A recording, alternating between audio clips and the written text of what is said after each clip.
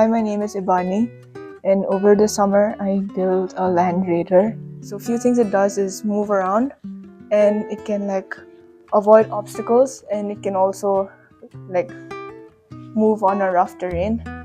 And I think this was a great experience for me as I learned a lot of things, and I would also like to appreciate the school for giving us such an opportunity.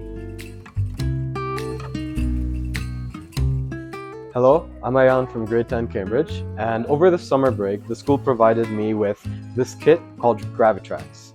And this kit was extremely interesting because it's sort of like road building and track building. And if I ever got the chance in the future to work with more than one of this set, I think I could make incredible tracks. Thank you.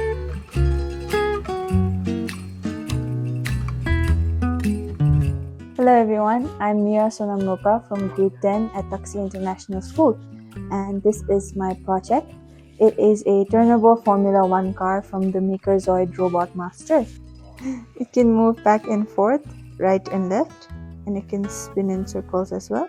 Hi, I'm Rickson and I'm from the 10th grade, and the opportunity of taking this small project home really excites me because now I have more time, and more time means I can explore other ways, other combinations that this robot has to offer.